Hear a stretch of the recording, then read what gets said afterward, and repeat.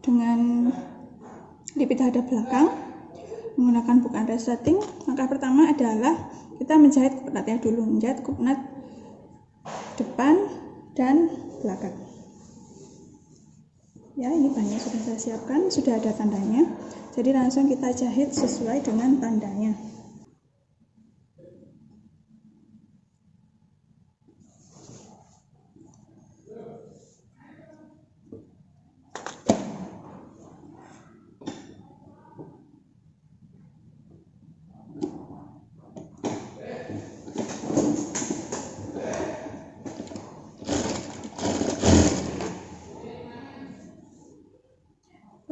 Perhatikan di bagian ujungnya kupnat harus lancip, dimatikan tapi tetap ujungnya harus lancip.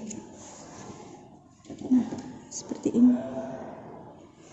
Jadi nanti ketika dibalik bagian depannya akan rapi, nanti tinggal disetrika. Oke, lakukan untuk kupnat yang lainnya.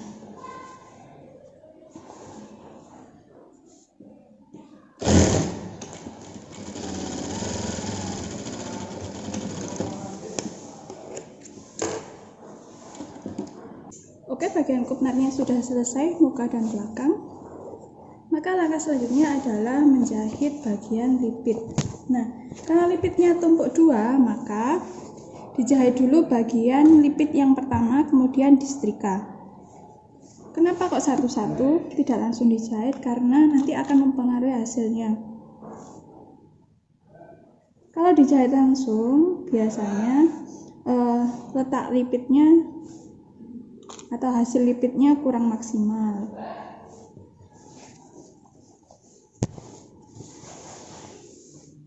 Nah, dijahit sampai yang di bagian atas, di kampuhnya ini dijahit bagian kecil, dimatikan. Kemudian di bagian lipitnya dijahit dengan setikan besar. Nanti akan diambil jahitannya. Jadi nanti akan dibuka setelah disetrika. Jadi jahitan besar ini membantu di dalam proses setrika agar bisa membentuk lipit dengan bagus.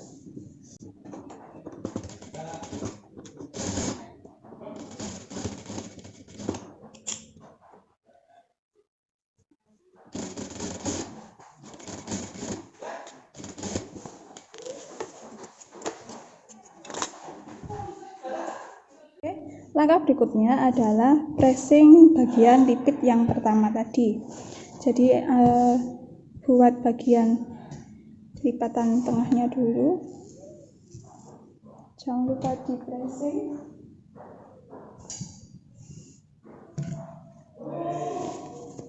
Nah, jika sudah terlihat bagian tengahnya, maka bagian tengahnya bertemu dengan bagian jahitan.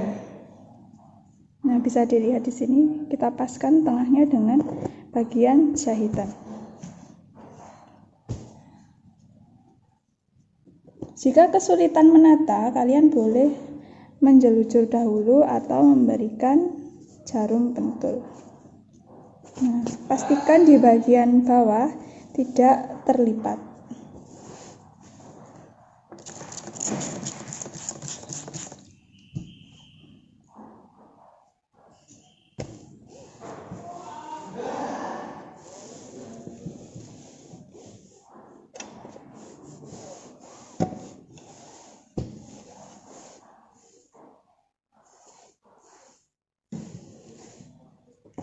Tips mempressing dengan cepat, tangan kanan memegang setrika, tangan kiri memegang kayu pemampat atau wooden clipper.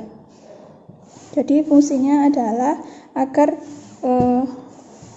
lipit ini tidak berubah walaupun setelah disetrika. Oke, sudah selesai. Kita lanjutkan ke lipit yang kedua. Baiklah, langkah selanjutnya adalah menjahit bagian TB. Jadi lipit yang kedua ini segaris dengan bagian TB. Jadi diukur dulu dari bagian pinggang atas turun ke bawah untuk resleting 18,5 cm. Kemudian ini tidak perlu dijahit ya, cuma dikasih tanda. Kemudian dari tanda batas resleting sampai batas lipit dijahit dengan jahitan standar normal, kemudian dimatikan di sini di batas lipitnya, kemudian ke bawah dijahit dengan jahitan besar. Nah, itu nanti jahitan besarnya untuk memudahkan mendedel atau membuka jahitannya bisa digunting berjarak sehingga nanti mudah untuk mendedelnya. Oke, kita jahit dulu.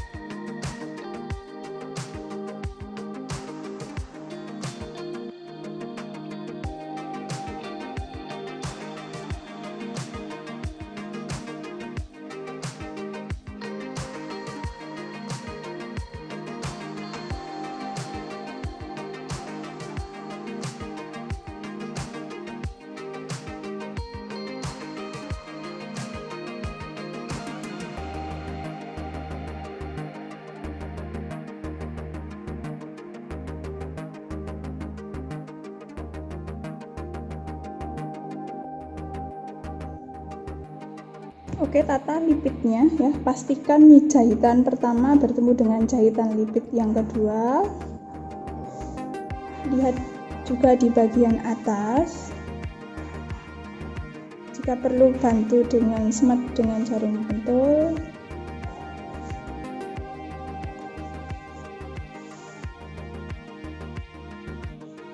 Nah, jika sudah tepat, lipitnya bisa di spray dengan air. Airnya bisa dicampur dengan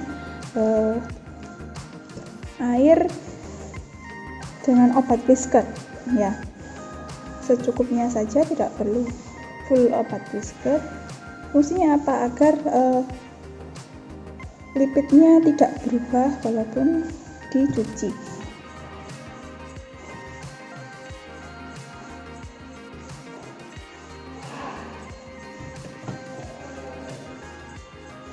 Nah, jika ini kurang lipit, kurang mampat, bisa dibuka.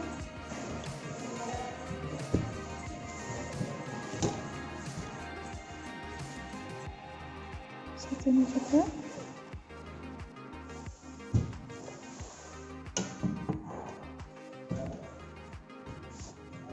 Nah, bagian TB untuk resletingnya juga di pressing sekalian agar mudah ketika proses pemasangan resleting.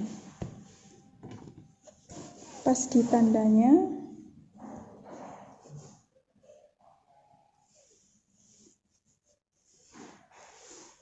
setelah pressing dari bagian dalam busana, maka perlu dilakukan pressing juga dari bagian luar. Ya, jika dari bagian luar harus dialas dengan kain katun. Ini saya gunakan kain furing, sehingga fungsinya apa nanti? Tentunya untuk melindungi bahan utama. Mungkin kalau setrikanya kotor nanti tidak langsung kena ke bagian bahan utama. Yang kedua, agar bahan utama tidak mudah mengkilap ketika kena panas setrika.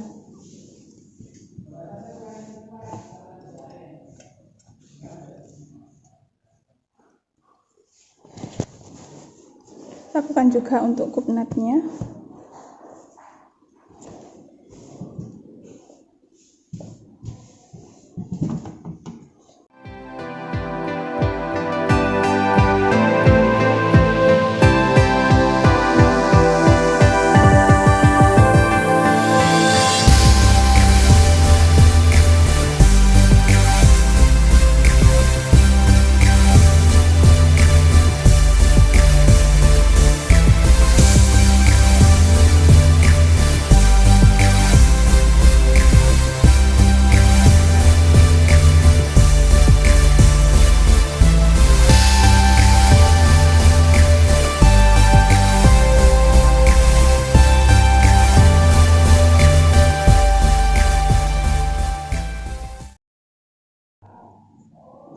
Langkah selanjutnya adalah mematikan lipit atau mengunci lipit ini dengan dari dalam ya, kanan dan kiri dengan jahitan standar.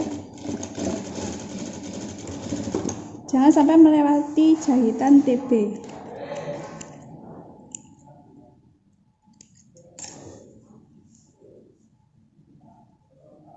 Dan bagian ujungnya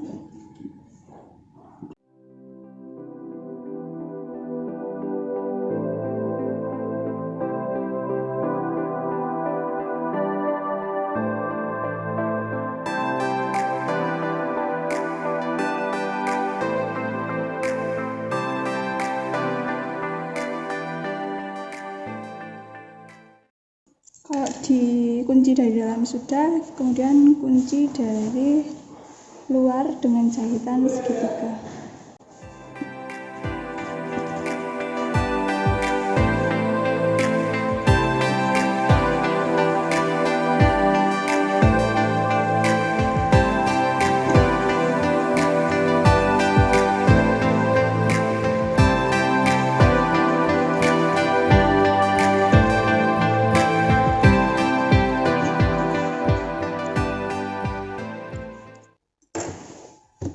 Oke, lipit selesai, nanti tinggal dibuka.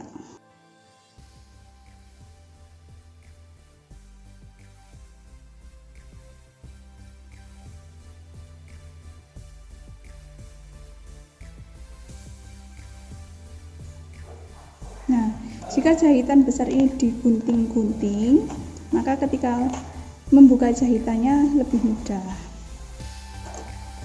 Oke, rapikan sisa benangnya, terus oke, lipit selesai, hilangkan sisa benangnya.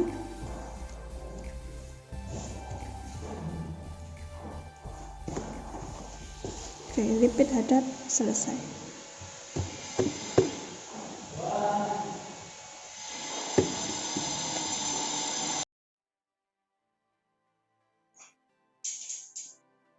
Baik, langkah selanjutnya adalah menjahit resleting. Jadi, ketika menjahit resleting, sepatu jahit atau attachment-nya kita ganti menggunakan sepatu sisi. Ini saya menggunakan sepatu sisi yang bagian kiri. Kenapa kok bagian kiri? Karena nanti kita akan menjahitnya resleting itu dimulai dari bagian kiri karena lebih mudah.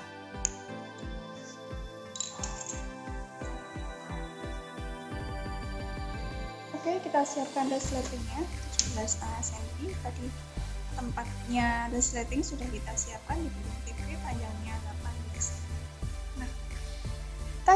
Nah ini yang berbeda dari memasang resleting Jepang atau invisible zipper, yang kita memasang resleting visible zipper atau resleting terlihat ya, atau mungkin bahasa di pasaran resleting biasa. Dari tanda lipatan tadinya sudah disetrika, dimajukan sekitar 3 mili, sedikit aja. Sebagai apa? Untuk lidahnya, biar giginya resleting tidak terlihat.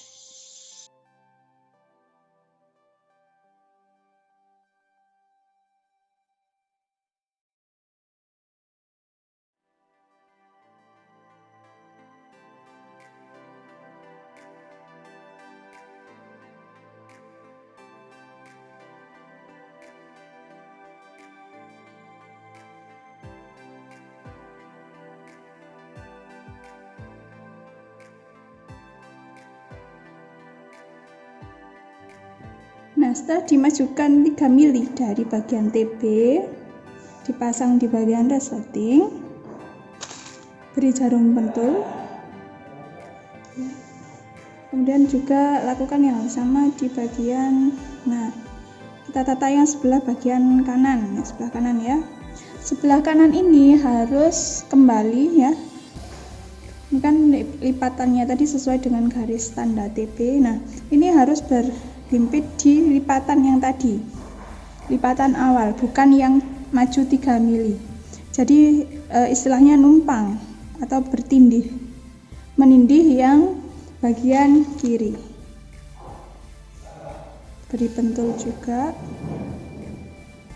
Ini pastikan panjangnya sama, jangan sampai selisih.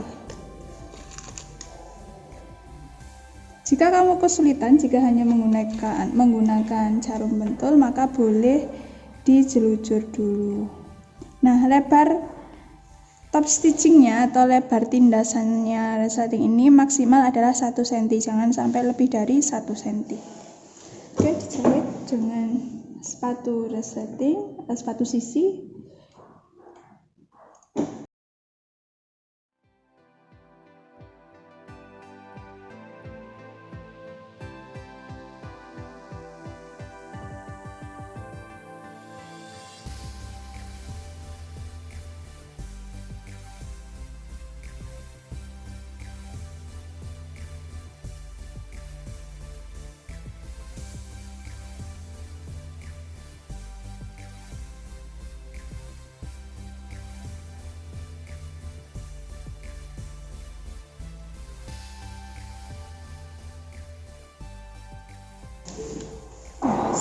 Hasil jadinya seperti ini. Jadi kalau 1 cm akan lebih rapi. Jadi hasil jadinya resletingnya tidak terlihat. Kalau kamu tidak memberikan lidah ini 3 mili, maka resletingnya akan terlihat, maka hasilnya kurang rapi. Tapi jika ini menindih bagian kiri, maka hasilnya akan lebih rapi.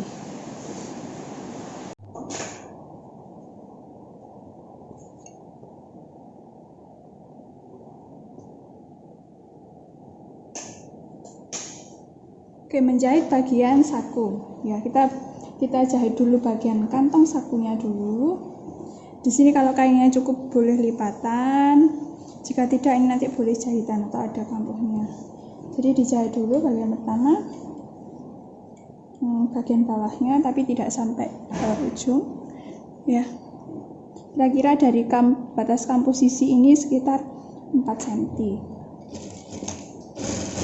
Kemudian di bagian ujungnya jangan menyudut tapi melengkung, agar ketika dicuci tidak menumpuk kotoran di bagian sudutnya.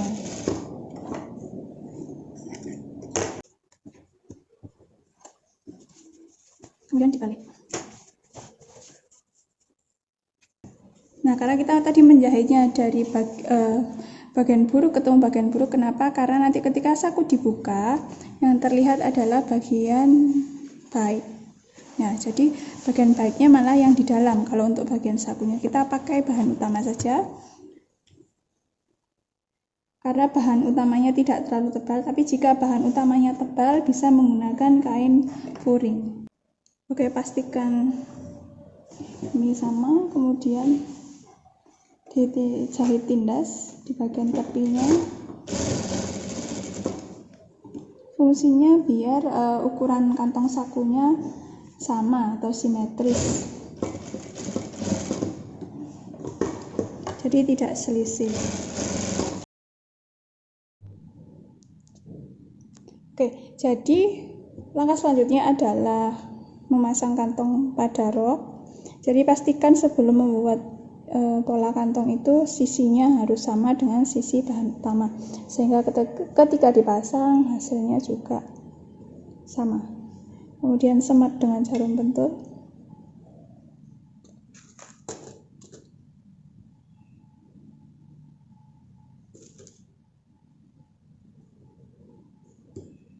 Kemudian gabung dengan bagian rok belakang, ya.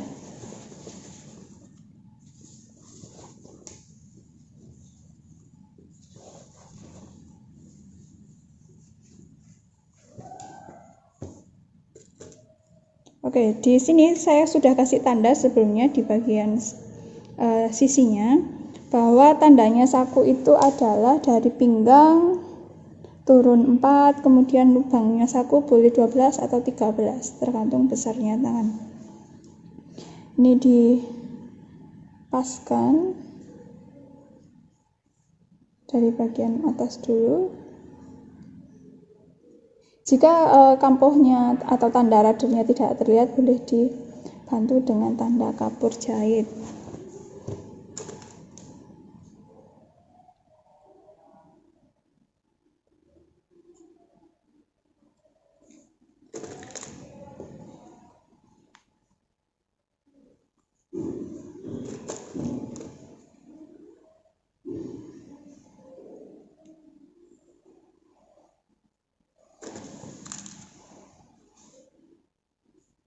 Bagian bawahnya pastikan sama ujungnya.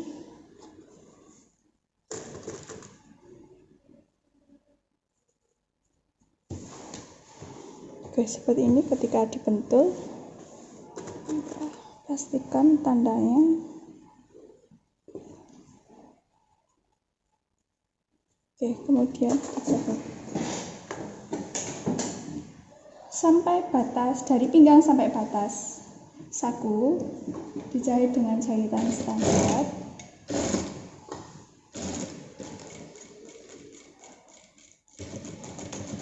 Dimatikan, kemudian di bagian lubang sakunya dijahit dengan jahitan besar. Kemudian mulai lagi dengan jahitan standar, dimatikan sampai ke bawah.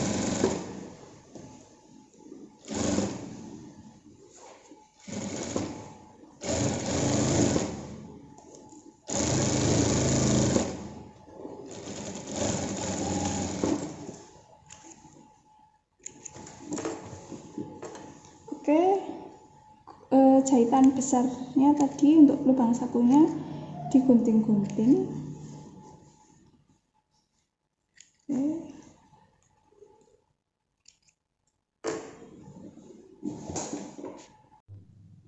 Oke, setelah dijahit kantongnya di bagian badan, pastikan tandanya pas dengan bagian belakang. Ya, kemudian langkah selanjutnya adalah menjahit kampuh, ya, kampuh bagian depan ke bagian kantong. Jadi hanya tembus sampai bagian kantong saja, tidak tembus sampai keluar.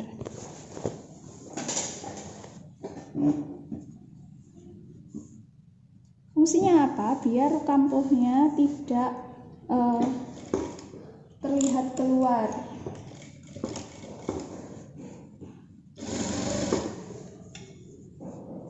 Nah, ketika menjahit kampuh bagian depan ini jangan ditarik tapi ditata, ya. Kenapa? Karena sisinya melengkung sehingga bagian kampuhnya ketika dijahit ini agak menggelombang.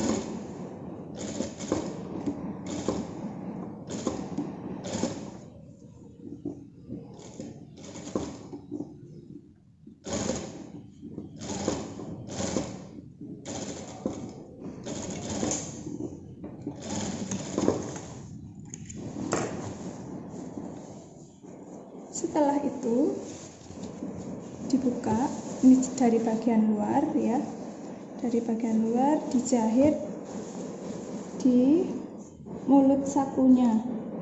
Jadi kita jahit batas mulut sakunya.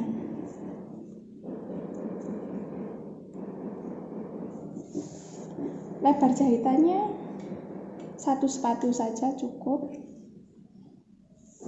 Kita gunakan setikan standar. Bagian awalnya dimatikan, jangan melebihi jahitan sisi.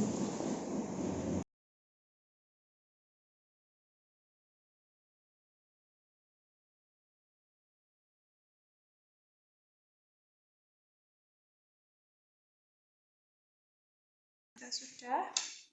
Sekarang waktunya menutup bagian kantong saku. Dijahit dari bagian belakang, tapi di bagian sini ditata dulu.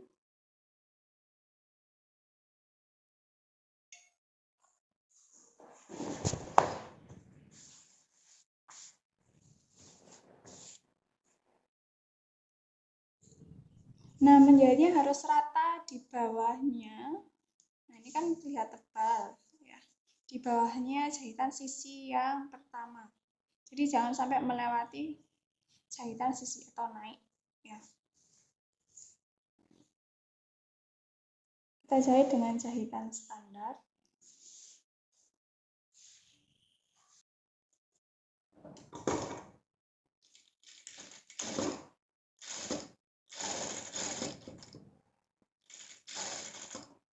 Nah, kelebihan teknik ini adalah ini tidak ada guntingannya sama sekali, sehingga ketika suatu saat rok ini perlu dibesarkan ukurannya, maka tidak perlu khawatir karena tidak ada guntingan.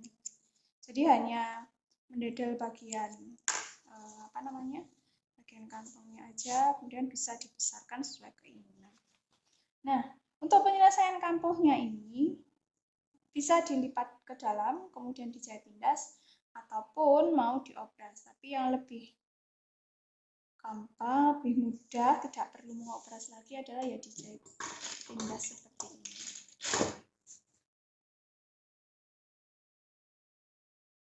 Dan ini lebih aman karena tidak mengurangi kampuh bagian belakang.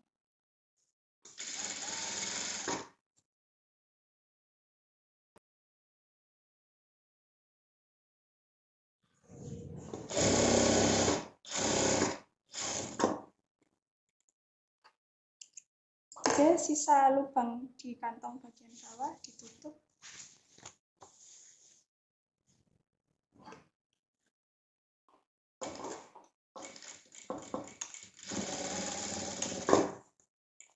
Nah, setelah kantong jadi, lakukan pressing di bagian sisi.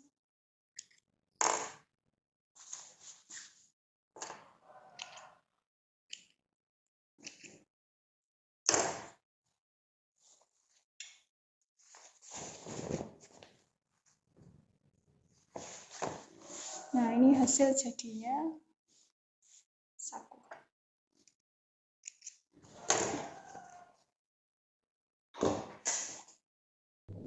Oke, kita pressing.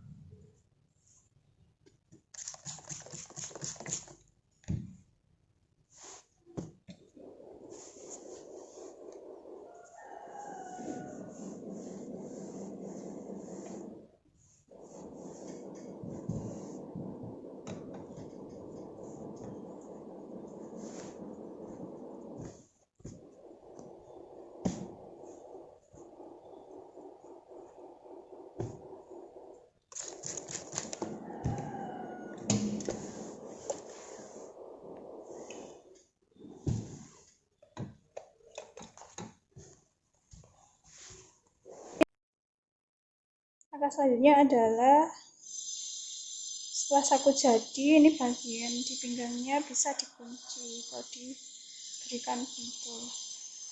Kemudian menjahit sisi bagian kiri.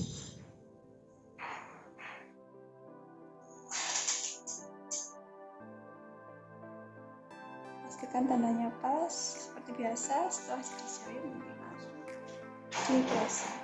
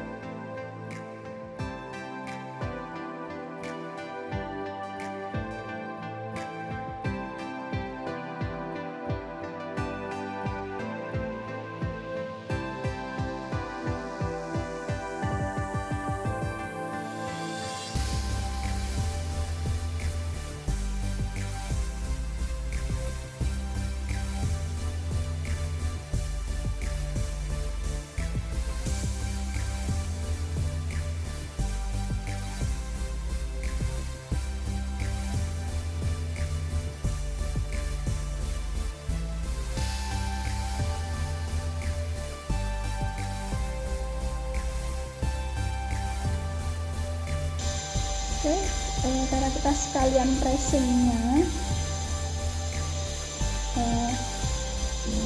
kita pressing bagian klaimnya sehingga nanti ketika selesai bisa langsung di zoom.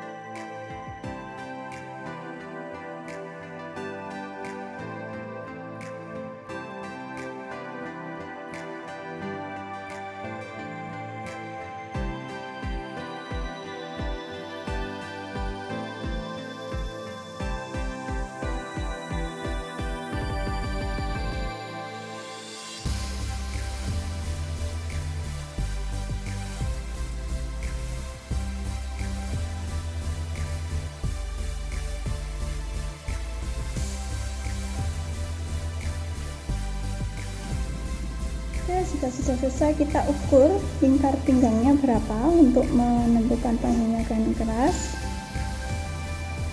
Ya, diukur dari bagian sini.